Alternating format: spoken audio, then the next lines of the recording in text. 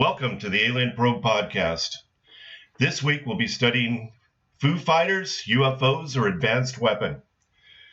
In a world at war, alone at night, a fighter plane sees something unexpected. World War II was coming to an end. Allied forces, Britain, Free French, and American, were preparing to cross the Rhine, determined to finally bring the war to German soil. The Nazi regime was desperate to halt the Allied advance and invasion. At 10 p.m., November 1944, a single heavy Bristol Beaufighter of the 415th Night Fighter Squadron, based in Dijon, France, patrolling over the Rhine River just north of Strasbourg, France, occupied by Germany, the skies were clear with the light clouds and quarter moon. The crew of the fighter was Lieutenant Ed Schluter, pilot, Lieutenant Donald Myers, airborne intercept radar operator and observer. The Beaufighter was large enough with its two engines to carry the heavy radar equipment used at the time to target enemy fighters. Lieutenant Fred Ringwald, intelligence officer, was flying as an additional observer. This week we have back Dr. Bill. Welcome, Bill. How's it going? Hello. Hey, how are you doing? Living the dream, brother. You know, how's the weather out there and where you are? It's cooled off and it's rainy right now. But it's not bad. It's not too bad. It's rainy. They're out here. They're talking about drought again. Yeah, I thought you had a good winter. Nah, it wasn't. No, okay. Wasn't what we needed is the problem. Okay. You know. So what do we got here? You brought this to us, and what's the story with the Foo Fighters, Bill? Well, let's... You could go back. I mean, we can continue on with the story here, or we can continue with the story, but so I don't know. Oh, so the Beaufighters, the 415th Night Fighter Squadron was also known as the Black Widows, and these planes flew at night because they had radar, and at that time, the German Luftwaffe didn't have many planes. So basically, what they would do is they'd fly around, they'd do reconnaissance. And then they'd shoot stuff up, like they'd see troops or trucks or trains or, anti-aircraft equipment or anything that they could do some damage to. And they'd fly around and just shoot it up. Hang on just a second. And they, one of the things that they started seeing, and it happened this one night in November, this plane saw something that they thought was lights over in the hills, and they weren't. They were something else. And what they saw was far off was 8 to 10 orange balls of fire that were moving at a fast speed. They contacted the radar people, ground control intercept radar, and the ground control radar people said that there was nobody up there but them. So the pilot, Myers, turned in to asked his radar guy to give him range.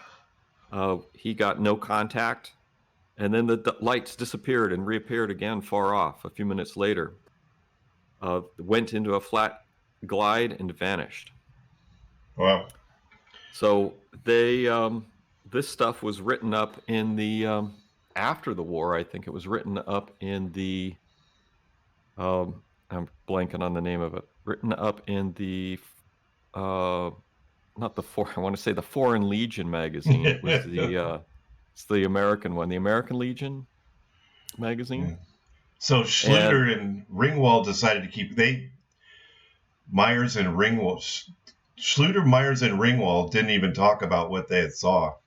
No, because one of the things is that they were worried that you're going nuts, and they would not let them fly anymore. And that's what these guys wanted to fly, and they wanted to fight. Yeah. So they just kept their mouth shut. Combat fatigue. It's combat fatigue. You didn't really see that. But, well, then go ahead. Yeah. No. Well, they knew they saw something. They just didn't know what they saw, and they didn't want to say. They didn't want to bring it up. It's like, why not?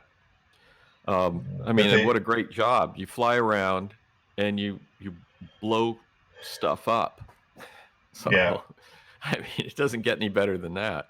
The big worries at that time, because this was at the end of World War II, was basically flak. They weren't dealing with a lot of aircraft because the German Air Force was occupied elsewhere at that time, which was one of the things that makes this even more interesting. And the AP reporter, Bob, they were interviewed by Associated Press reporter Bob Wilson. He described 3 types of Foo Fighters as red balls of fire that fly along the wingtip, a vertical row of 3 balls, Foo Fighters, which fly at the front of the plane, and a group of about 15 lights, which appear off in the distance like a Christmas tree up in the air, which flicker on and off. That's really weird. I mean, these were really weird. And they, I think just about every pilot in the fighter group saw these things when they were flying over Strasbourg, France. Could this be? I mean, this probably isn't it, but and you know more about this than I do. Static electricity buildup on the wings and things like that. I mean, it will produce. The pilots these guys when they were interviewed, they would say that they were familiar with this stuff, and usually the static electricity buildup on the wingtips and stuff. It looks like St. Elmo's fire. They're used to seeing that, so they knew it wasn't that. But I got to say one thing, we've talked about Ruppelt. Yep. Edward J. Ruppelt, who was the first captain in charge of Project Blue Book. When he was he was a B-29 bombardier bombing Japan. He saw Foo Fighters coming back from a bombing mission, and he just thought it was static electricity. Yeah. But anyway, they continue to see these. A few nights later, Lieutenant Henry Giblin and the pilot, and then Walter Cleary, the radar observer, at 1,000 feet saw a red light, 1,000 feet above them, moving at about 200 miles an hour. And they decided to keep quiet about the sighting. Yeah. And then after that, on the December 22nd, another pilot, David McFalls, and Lieutenant Ned Baker, who was the radar observer, flying near Hagenau, Germany, 20 miles north of Strasbourg at 10,000 feet, saw 2 lights climbing towards them from the ground. When reaching their altitude, the 2 lights leveled off and stayed on their tail. The lights appeared to be large orange glows flying under perfect control and then went out. Although one pilot did see a red glowing object shooting straight up, which suddenly changed to a view of an aircraft doing a wing over. And that was probably one of the early, what they thought that was an early German jet fighter. Yeah, I know. Me-262. Yeah, they had a handful of them and they were apparently they were solid. They used solid fuel rockets, I think, and they did have some air breathing ones. So they didn't have a very. The Germans loved that stuff. They weren't very. They couldn't fly very far, but they were very fast. Could they have won the war if they mass-produced those things, you think? They did develop air-breathing ones, and those ones would have probably been pretty tough to beat. But those were a very late development. And missed it by this much. Yeah. Oh, yeah. Another 10 years. Another 10 years. I mean, Germany, we'll talk about this a little later. Germany was the a scientific core center of the world up through World War II. Even when I had to go to grad school, I was told when I said, I want to go to grad school, I was told as doing the science stuff, I said, well, you need to take German. So I took German. And when I got to grad school, it didn't matter. No one cared. But I did know a student that had been there in chemistry a few years before me, 2 or 3 years. And she actually had to pass a scientific German reading test. No. As part of her education. Yeah. So up until a few years before I went to grad school, people were still required to be able to read, especially in chemistry, to be able to read German, so you could read the German literature in the fields. Wow. So, but anyway, that's they were the center of the scientific universe up until World War II, and Well, if you look at it, Mercedes versus a Ford, it's that's a well, simplified version of what could have been, as far as oh, technological advancement. well, one of the things, yeah.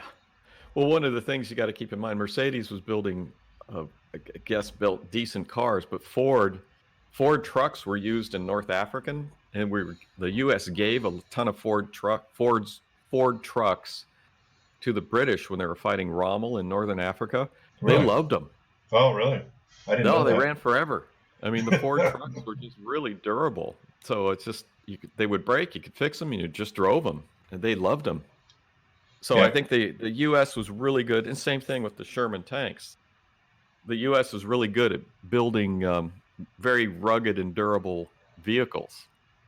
The Germans are just really good at building, at the time, very high tech, Yeah. sophisticated stuff. But you don't need a electric steam powered hammer when you just need a hammer. So go off the subject real quick. The drone, we talked about the drones attacking the Oh yeah, ships. Now that was more. You or sent me more video of the video has been released. Have you've seen it because you sent to me, right? yeah, it was leaked. They're like It was leaked. they're like purpose flying pyramids or something. They're Yeah, the like triangle. they're trying. I don't know about the triangle. It depends on the lens and the it's really foggy and stuff. So the lens and the optics and because it was night vision stuff might be falsely making it into a triangle, although it looked pretty solid. Yeah. But yeah, that was the Navy. It got leaked because I guess they can't, they can't just put it out and say, well, we need help. We don't know what this is. Can anybody identify it for us? Because they're the Navy and they're supposed to know these things and be able to figure it out. So they got to leak it. We're going to leak it. So I don't think it helps. They don't know what it is still. Yeah, it was an interesting video. I wish they would release all the video. They took a bunch of video. Just release it all. Let us see. From the Snoopy cameras? All the Snoopy camera footage? Yeah, the Snoopy teams. So anyway, I should talk about, I was looking at the history of the Foo Fighters, and I think that the Foo Fighters they do have some old like UFO scientific observations. There's a really great old one that I read about, and I don't know when it was, 1888. I'd have to look it up. Wow. And this what happened? This UFO, this farmer comes out, and it's because his cows are going nuts, and he comes out, and there's this thing, and the way he described it, and I think it was before dirigibles, it sounded like it was like a dirigible, and it had like a glass enclosed thing on the bottom, and it was cigar shaped, and it was floating above his cows, and his cows were freaking out, and he could see people. It was like a glass cupola, I think what they call it, and could see people on the inside, and there was like this rope or something that was hanging down, and it had snagged one of his cows. Oh, wow. Who got panicked because it would grab by this rope.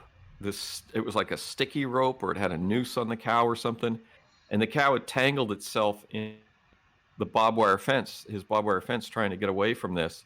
So the farmer's just like, he's got this flying sausage dirigible. He's got a cow that's freaking out, and there's a rope that's tugging on his cow from this thing. And so he just cut the wire on the fence to get the cow, and it pulled the cow up with it. Oh, whoa. Yeah. Wow. And then the next day, he went into town to talk about this and say, this, I don't know, one of my cows was stolen. And one of his neighbors, he ran into one of his neighbors, and he says, I have a cow skin. I found a cow skin sitting in the middle of my field. And he goes, there's no footprints or anything around it. And I was wondering if it was yours because it had your brand on it. Quit leaving your garbage in my area. Yeah, I quit flinging your cow carcasses into the middle of my fields. So that's like an early one of the early UFO contacts or reports. And there's another one which I think is my favorite one. Is there was a ship? I don't remember where it was. I'd have to look up this story. It was in one of James. That's it. James Frank. What's his Edward Frank's. Edward Frank. Hang on. We gotta look at a book. Frank Edwards, one of his books, and it was a ship was somewhere, and it's the description that they gave. It sounded like the Nautilus from Jules Verne. They saw this glow. Well, yeah, they saw this glowing in the water. It might have been made up. They saw this glowing in the water, and they were looking down, and it was like a I don't know, I guess a submarine, but it was glowing underneath the water, and they watched it as it disappeared or something. I don't remember all the details, but that was like my favorite one. And one of the things that I thought when I saw that, it's like if you were space aliens and you actually wanted to hide on Earth, where's the best place to hide? And that would be under the water. Yeah. Because we're going to other planets, but we haven't even figured out how to get to the bottom of our own ocean yet. Really? No, you have. It's very underexplored. Yeah, it's kind of weird. I thought you would think we would, but I understand space travel and I love space travel, but we just seem like it's fumbly the way we do things.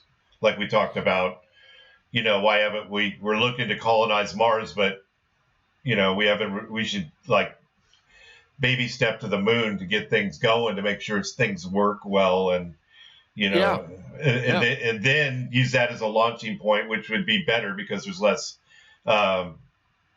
gravity on gravitational pull on Mars than there is Earth. It'd be easier to assemble and launch from there. Yeah, we should have had a moon. We should have had a moon base for the last 30 years. I mean, it's and why we don't have one doesn't make any sense. The latest. Are you watching For All Mankind? Is there new episodes on? We watched. Did you see the one with the nuclear powered space shuttle? No, is there new episode? We've been watching it. We watched. Do they come out once a week, or is it just? Yeah, it's out once a week. The latest episode, they finally launched the nuclear powered space shuttle. I actually had to look that up because I wasn't aware that this was a viable technology. Basically, what it is you take a nuclear reactor, which is hot. So you take hot and then you flow hydrogen over it, which makes the hydrogen super hot, and then you use that as your rocket exhaust. It's a little more complicated than that because I don't know the details and I didn't read much on it. But you're a doctor, you're a PhD, sir. Why do you not know this? It's not. It's not. There's a lot of too many words. These books. I want to know exactly how this thing works. all these books have too many words. There's way too many words in these books. I think we get the idea. It's pretty, and it sounds. Who comes up with this shit? It's like, hey, you know what'll work? So apparently, you can only run these things for like, what do they say? Like 800 seconds or 1,000 seconds. Oh, the burn, 800,000 second burn. 8,000 second or 1,000 second burn, and then I guess it has to recycle. But it increases the efficiency, the exhaust efficiency, way up there. And there's a book that I was. This is an actual I'm spending way too much money on books. And there's another book that this is real. Is this a real technology? This nuclear space. There's a book some guy wrote that it's basically it's nuclear rocket engines for idiots. And I just don't want to spend the money on it. It's not a lot, but I've been spending way too much on books as it is. Why not? You've been, unlimited amount of money on UFO books. Just branch out. Right. Branch out. Yeah. No. It's on the list. It's on the list. You won't buy a new computer, like rebuilding your computer, Hey, this thing I don't have any money for a computer. I'm buying too many books. Yeah. Well, yeah. No, I had to put the money into the computer. No, it's great. The updating of the computer is fantastic, but it's cheaper than Yes, it is. Yes, and then I saw online for what I paid for the updating the computer, I could have bought a newer model for the same price. So there's Yeah, frugality. what fun would that be? Oh man, Yeah, it was a bear to upgrade this thing too, because it's an iMac. that's right. But it's great. It boots in 20 seconds now. Before, like you'd boot it and you like go away and make coffee and come back, Oh and now wow. it boot. Yeah, now yeah, it's the solid state drives. Um, it boots in 20 seconds. It's like, okay, so this was fun. So Other than the go ahead, bud. Go ahead. so other than the frustration of actually doing the work. So Foo Fighters, more Foo Yeah, Fighters. more Foo Fighters. The next. Well, where So are we at? Well, we're gonna. We'll get into from my notes that I've gathered. We'll get into the dispatches from the 415th War Diary. Yeah. Well, one of the things that I just ran across when I was doing a little more work on this is this was pretty much forgotten about. It was written, and people, even Project Blue Book doesn't even look at Foo Fighters because they didn't. Well, it's funny because Ruppelt had actually seen one, but they didn't, and thought it was static electricity on the plane. Ruppelt has seen that the first guy per Project Blue Book says he has seen a UFO other than a Foo Fighter, and he'd actually seen a Foo Fighter. But this wasn't included in Project Blue Book. And what's really cool about the Foo Fighters is it's extremely well documented. And one of the things that I've looked at is you got dispatches. You got official dispatches from the 415th War Diary. They're copied from the official war records in the National Archives in Suitland, Maryland. And the night squad, the Night Fighter Squadron, stepping back a little bit, the Foo Fighters were only seen from, they have their list of their sightings, was seen from 14 December 1944 to 29 January 1945. And that's actually one of the things when I'm looking at this, what made that really interesting was the coincidence. What's going on? The Battle of the Bulge? There was something else, yeah. The Battle of the Bulge.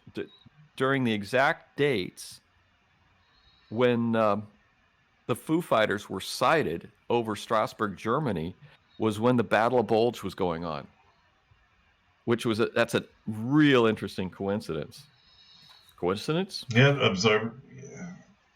Well, I always felt like, they're observing us, or are they? How big are these things? How big? Send me some. They vary, I know. They can't be manned. So we're thinking they can't be manned unless something in there is really tiny. They don't. A couple feet, maybe. They're not. The sizes aren't really given, but they're not very big. But they are. They glow and they follow airplanes. We're assuming they're drones, but I mean, aliens could be really tiny. It could be. I don't think this is. Well, if you've looked at my notes, you know how this ends. I don't think this was. I don't think this was drones. I think this was a German weapon. Oh. And there was one guy that I found a reference to that thought the same thing, but I couldn't find anything written by him. But what's real interesting about the Foo Fighters is it's extremely well documented. You have a bunch of pilots that have seen them in this one squadron. I went through. There's a whole sighting list. So yeah, let's kind of go through some of those sightings. Yeah, there's the whole from the official war diary.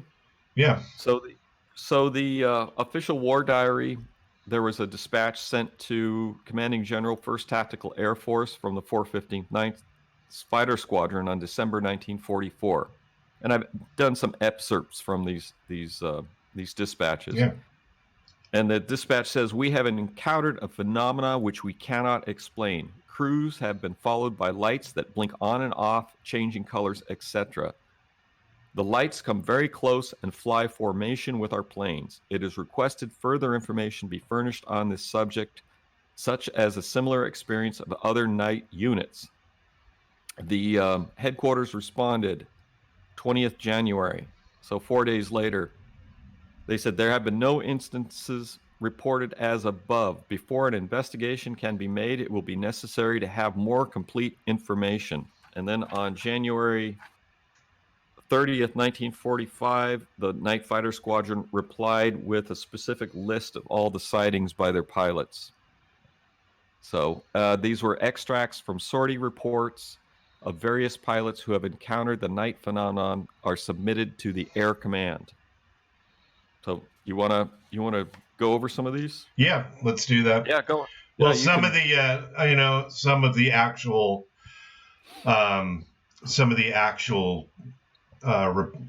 of what they saw. They may not necessarily have reported this officially. Well, this was the pilots' sortie reports when they come back from shooting up trucks and whatever. Yeah.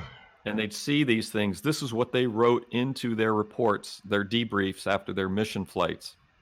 So this was documented. This is official Air Force documentation. So, December 22nd at 6, another night fighter, we don't need to do their names or anything, but they were flying near Hagenau, Germany. They saw two lights climbing toward them from the ground. When reaching their altitude, the lights leveled off, and I think there appeared to be large orange glows flying under perfect control, then went out. And you think it's a German weapon? I mean, yeah, I do. But it didn't like attack them, though. I mean, that's what's interesting too, is that they don't do anything. It's like what happened with the fleet down in San Diego or down in LA. Yeah, I think it's a different phenomenon, though. So, but I was thinking, if here you have, I'll talk about some of my reasoning a little later. So you got some German.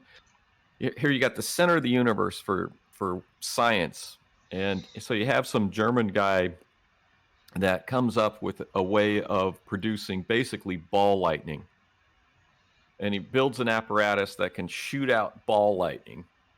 Okay. And then you test it, because I saw a report of once of ball lightning actually hitting a barn or a shed. Somebody saw ball lightning and it was moving around their property, and then it hit their shed and it exploded the shed. It blew it up. Wow, that's serious. Yeah. So you could demonstrate, if you could produce ball lightning, and nobody can do it currently. Well, actually, one person used to produce ball lightning, and that was in 1899. And Nikola Tesla used to produce ball lightning. But if you could produce it, he's my hero.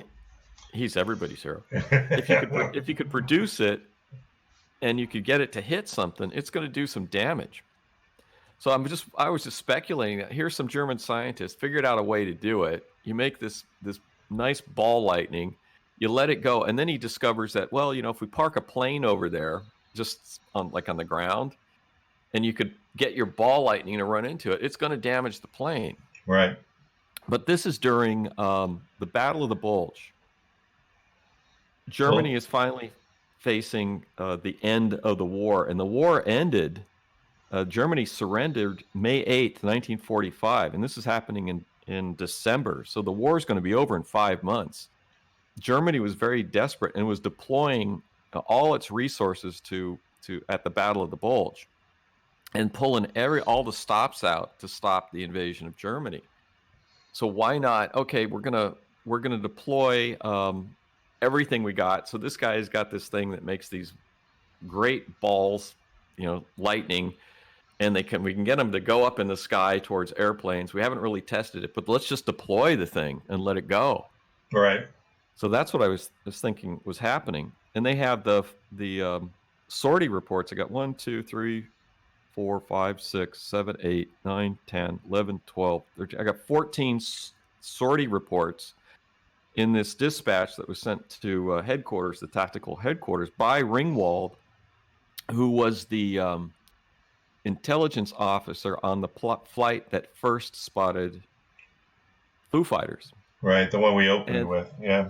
Yeah. And he gives, they give locations, they give map coordinates, and I'm not going to go back and find World War II map coordinates, but they do give a lot of locations. And I sat down and I marked out all the locations where that I could mark out on a map around Strasbourg, France. And I should say just east of Strasbourg is Stuttgart, Germany. And all these Foo Fighters, except for a couple of outliers, Foo Fighter sightings were within a 20-mile radius of Strasbourg. So Wow. I'm thinking if it was a deployed weapon, so you have the range of the weapon, and you have the weapon, and you have a city, and basically if you have this thing, if you're like Tesla, you just need electricity to make these things. Why not put it out there and just start, when a plane comes over, just like popping off fireballs at it? And they follow the plane, and you don't know what they do. You don't know if they do anything. But if you're desperate, like the Germans were at this time, anything goes. So they have, a lot of these reports. They're north of Brest, France, December 16th, 800 at 800 feet. A lot of these planes flew very low altitudes too. They're flying at 1,000 feet, 800 feet, because they're low-level night fighters, and their job is just to fly around and shoot, just to shoot stuff up, break as much crap as they could. How fun would that be? Oh my God. That'd be badass. You just fly around. You're 20 years old. You got, a plane that's probably pushing 1,000 horsepower. You got, I don't know how many 50 cals. They had at least 4 50 cals. I think they were mounted in the nose. You had a radar operator. You're flying at night. You got air traffic control to help you out. So even if it's, you can't see a lot, it's just, these guys were living the life. So on one, so end of the war. Good. Mm-hmm. Go ahead. Yeah. Oh, it's just end of the war. So the Luftwaffe was pretty much on its way out. So it's like you just ruled the sky. Yeah. On one occasion, they said 3 lights appeared following a plane. Even 3 lights followed a plane, even when the plane changed direction by pulling up. Ground radar saw nothing. The last time the Foo Fighters were seen, the pilot turned into them. The lights disappeared. He was sure he felt prop wash. Ground radar again could detect nothing. The lights again appeared, this time behind the plane. The pilot dropped down 2,000 feet and made a 30-degree left turn. The Foo Fighter followed, then disappeared. I don't know about the prop wash. I mean, well, some of these might have been the those jet fighters that they were testing. 262s, yeah. And they wouldn't fly. They couldn't fly very long. I don't know what the duration was. And then the radar sweeps at I can't remember. The 10 seconds. Yep. I can't remember what the total sweep of the radar sweep. They have a timed circulation. So if you have a night fighter that shoots up there, it can only run it's got 3 rocket motors, and they fire one and they get off, and then they fly until they fly, and then that motor dies and they fire the next one, and then they fly until that solid fuel rocket drops, and then they fire the next one. So some of this, like the prop wash one, when I read that, I'm like, that could have been a experimental jet fighter. Yeah. And they were not very effective. They were very fast, but they weren't very effective. They also, let's see, so a lot of these low altitude. Oh, I mapped them out. They're 20 miles. They were in a limited area. So you're thinking Strasbourg in that area that they I think it was a weapon. I think it was a weapon that was specifically located in the Strasbourg area, deployed by the Germans to test it on, to use it against the night fighters, which are low-flying airplanes. And so they saw it. They're seeing, and these are solid reports. Like I said, there's like 18 reports or something here. There's Erstein. So did you map this out? There's another one on Erstein, France. Yeah. So I have it in front of me, but you can't see it. I can't see it. Actually, maybe I can text it to you. So, but anyway, it's so Strasbourg, and then there's south at Brest, which I'm looking at that one too. Erstein, which is south, and then there's one far far to the west, which is, I want to say Lunaville, which isn't necessarily the right pronunciation. I'm going to text this to you. Yeah, it's a petroleum from Sarahborg to Strasbourg was another one. Yeah, and they did see one far north at Worms, which is just north of Mannheim or Heidelberg. There's Landau, Wesenborg, Ingveltor, Hagenau. So they were, here we go, I gotcha. They were just clustered in this area. So they sent, well, let's go through, I want to go through let me send you this picture. If it works, this should go. You should be able to see this. Okay, it's on its way. So the headquarters responded to all these observations, and just to hit these really quick again. Oh yeah, this one is 2 yellow streaks, flames flying at the same level, approximately 3,000 feet. Those were probably experimental fighters. So they were deploying everything that they could to try and distract or prevent something from happening at Strasbourg. All this time, you got to remember, the Battle of Bulge was raging to the north of this, or northeast of this location. Flames, light pulled up rapidly out of sight. You've got really nice penmanship. Mine always looks like, yeah, that's very nice. Oh, actually, mine looks terrible. I was at a thing once. This was a few years ago, where you sign your name and like address or something, right? Yeah. And so I got the list. I was like at the end of the table, where people are sitting around and you're supposed to write your name and whatever on it. And so I can't remember. I was at the end of the list and I got this thing. I had the worst handwriting of this group. And I'm like, just looking at this, I'm going, I felt so terrible because it was just like, I looked like, I couldn't believe how good the handwriting, everybody else was in the group. Well, it's anyway, shows you that we don't write anymore. Everything's typing. So by the time you have to, or even sign your name to anything, now everything's electronic. You even had to sign things electronically. Oh yeah, I was required to sign a something when I was over in Europe last time, and I was at the grocery store actually, and they're like, you have to sign your name. So I just put an X on the the electronic thing. Yeah. And then they wanted to see my credit card to match the signature, right? Yeah. I hadn't signed my credit card, so they handed me a pen. I put an X on my credit card, and it matched. The lady just laughed. She just thought she just laughed and said, "Okay." So yeah, you don't need to sign for anything anymore. It's crazy. So anyway, the headquarters Air Tactical got back to them and said no further information or explanation in connection with these phenomena. It is believed that further investigation is warranted. Appropriate technical personnel are not available. Matter is forwarded. And then they just kept moving up the chain of command. Went to Air Staff's Supreme Headquarters, Allied Expeditionary Force. Said that bomber crews have for some time been reporting similar phenomenon. A few of the alleged aircraft may have been Me-262s. For the rest, flak rockets are suggested as the most likely explanation.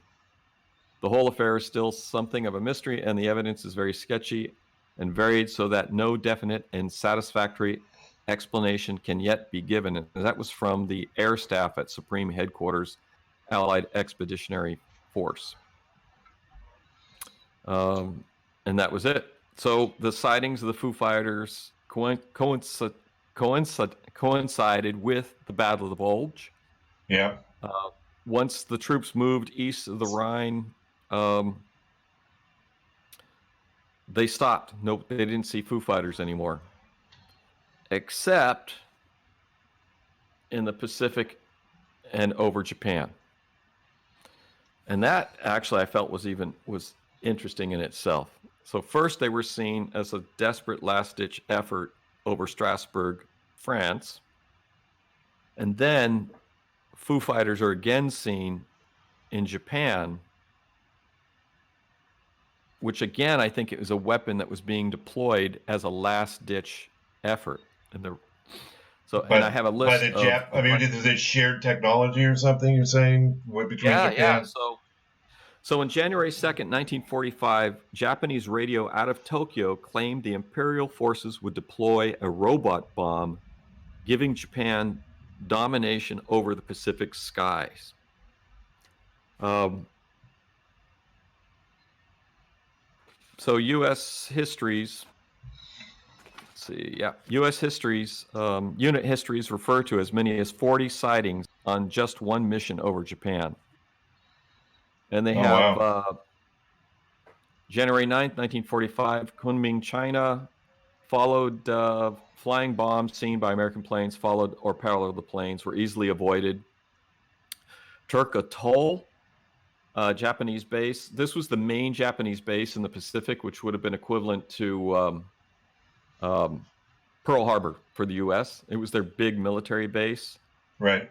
They B-24s were, when they were bombing, they saw red and orange and white objects that followed the bomber for an hour.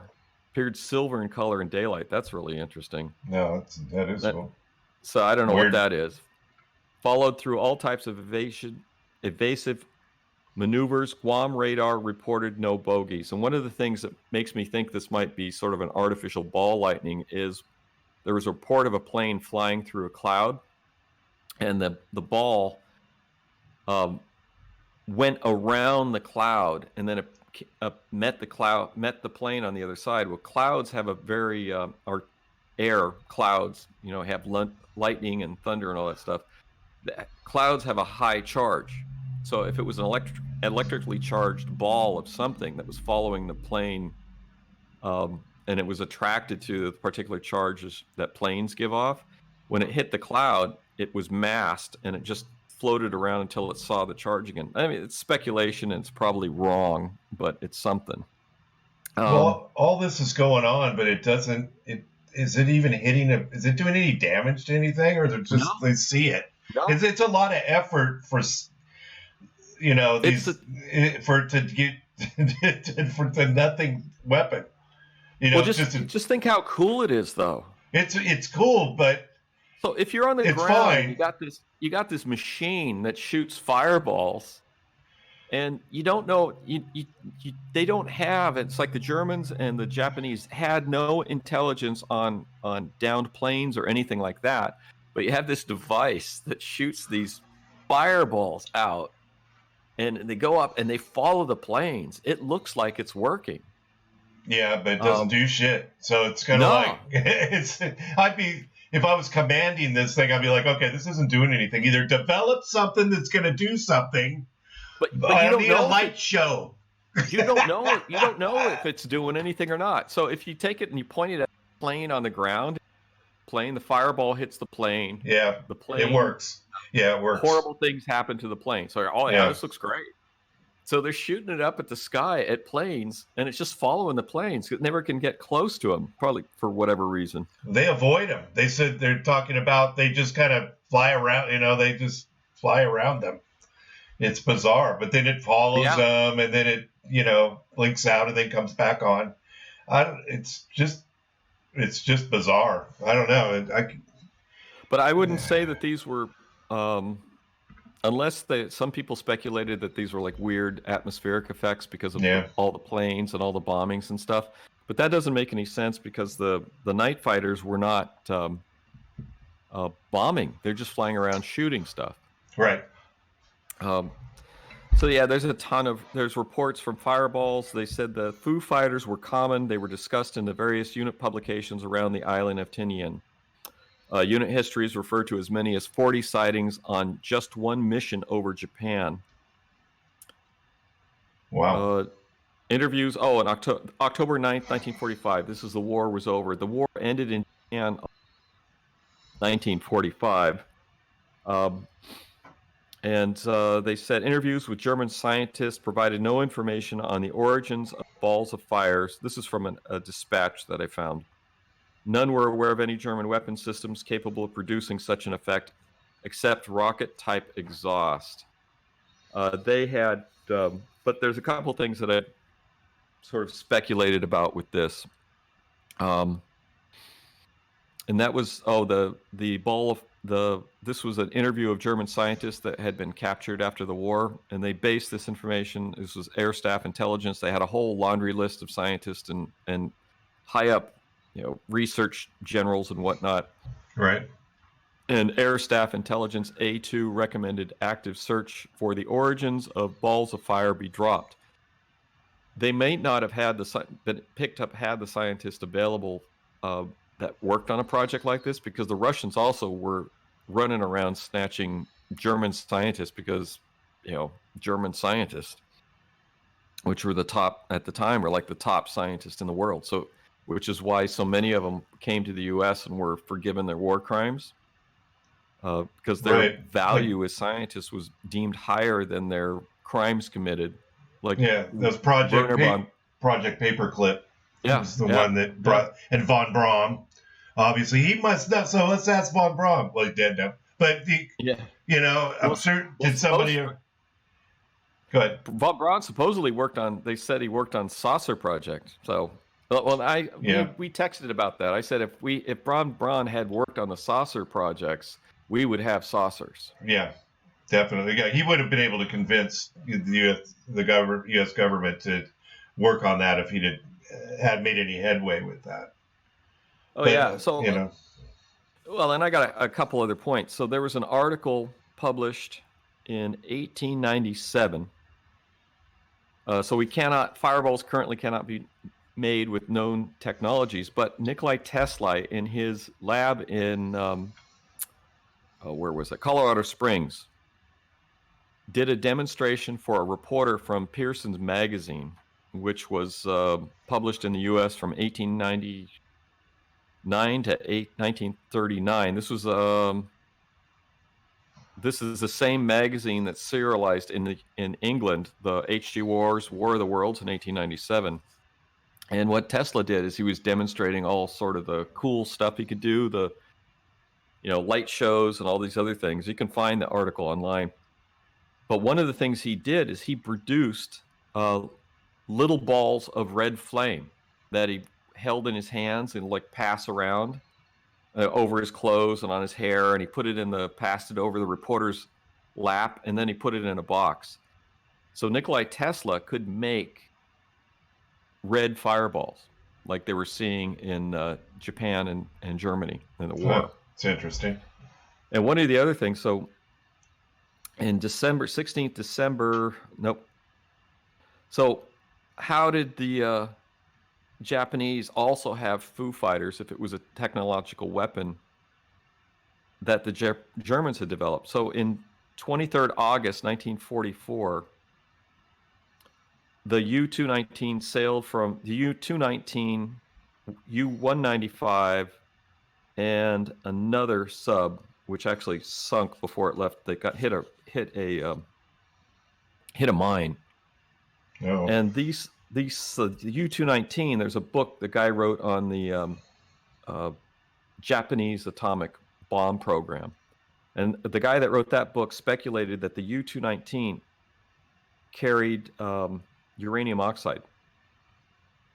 It was also speculated that the U-219 says here that it was capable of carrying 155 tons of cargo, and because it's a cargo sub, they take the torpedo tubes out, you got you got a lot of room for stuff. Yeah. And apparently it was thought to be carrying components for the V2 rockets and uranium oxide. Interesting. And this sailed on the 23rd of August, and then it arrived in December 1944 in Jakarta. And remember, the Japanese radio said in January that they had just gotten flying bombs that they were going to deploy. So this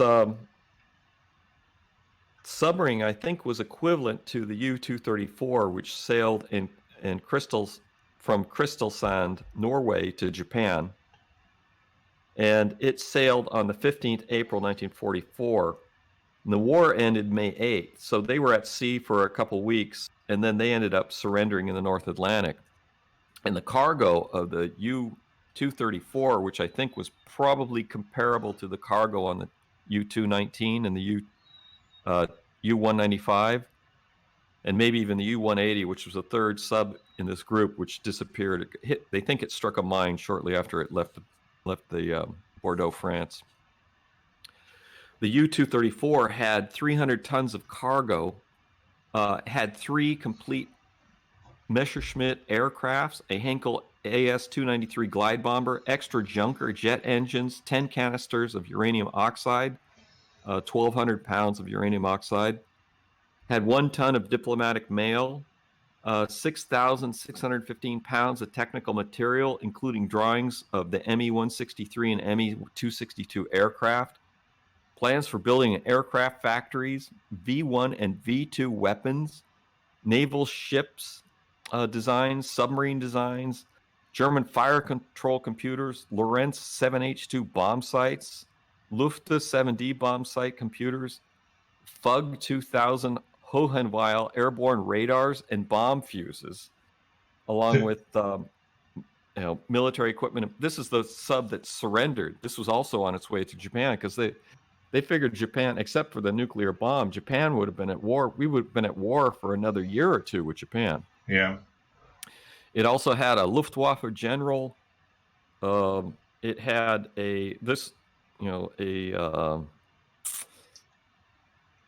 where is it? It had a bunch of other general flak defense strategists, but it had a scientist on board, Dr. Heinz Schlicke, a radar, infrared, and countermeasure specialist who was director of the naval test fields in Kiel. His task was to aid the Japanese in developing and manufacturing electronic devices and instruments. They also had a couple guys from Messerschmitt. But this guy Schlicke, Dr. Schlicke, he was a paperclip scientist. He was one of the scientists that was involved in the development of stealth aircraft for the U.S. So, wow. Which shows you the level of the scientists that the Germans had produced. Anyway, so my speculation is that those earlier subs may have brought the equipment with the ability to shoot fireballs, as we saw over Strasbourg, France. Where was the sub going when they surrendered? I mean, where were they? They just one port to the next? The U-234, the ones that sailed earlier before the war ended, left in August, and that was before the Battle of the Bulge. That sailed and got safely to Jakarta, and then the Japanese Imperial Navy took these submarines and made them Japanese submarines after when the Germans surrendered, and they became the I-505 and the I-506 in the Japanese inventory. The U-234 went later, and I'm saying the U-234 is an example of what may have been on the U-219. I mean, there's a ton of stuff on this valuable, war and scientific stuff with experts on the U-234, which didn't make it to Japan because the war ended. So anyway, my 2 cents on why I think the Foo Fighters were a German weapon. That's interesting. There's another story of they claim the airmen were suffering from combat fatigue. A polite way of saying that the war was stress was driving them insane, but there was scant evidence to suggest collective psychosis. The 415 had an excellent record, and when a reporter for this is what your American Legion magazine went to report on the squadron, he described them as very normal airmen whose primary interest was combat, and after that came pinup girls, poker donuts, and the derivatives of the grape. I guess that's wine. And they're in France. And then there was Lieutenant Krasny, his son, which was had experienced this phenomenon. Keith Krasny says his late father didn't fit the stereotypical profile of a UFO theorizer. In fact, he never even suggested that the glowing wingless cigar-like object that flew next to his plane was extraterrestrial in origin. He was very level-headed, very analytical, says Krasny, of his father, adding that he kept a notebook where he wrote about and drew his Foo Fighter sighting.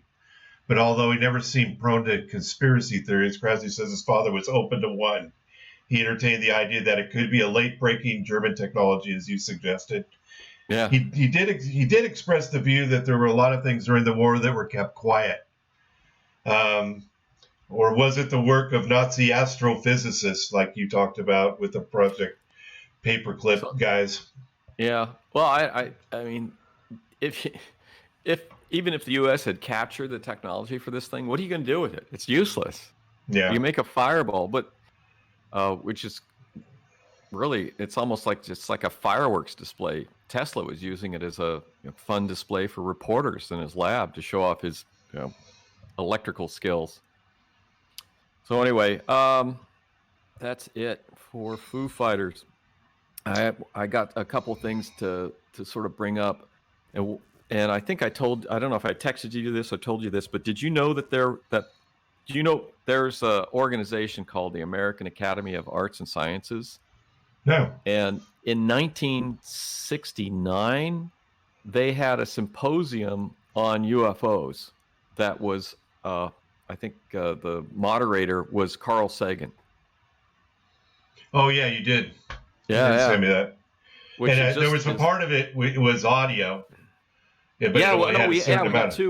We got two lectures from that, which we should do. You should do a show on it. Yeah, definitely. Some ideas about that. Yeah. Okay, well, let's go ahead and wrap it up. Thank you, Dr. Bill, for joining us on the Foo Fighter episode. Thanks for listening to the latest episode of the Alien Probe podcast. We welcome comments, questions, or requests to alienprobepodcast@gmail.com. Visit us on Facebook at Alien Probe Podcast. AlienProbe.net is our website. Twitter at AlienProbePod. Thanks to our senior producer, Robert Anthony. See you next time.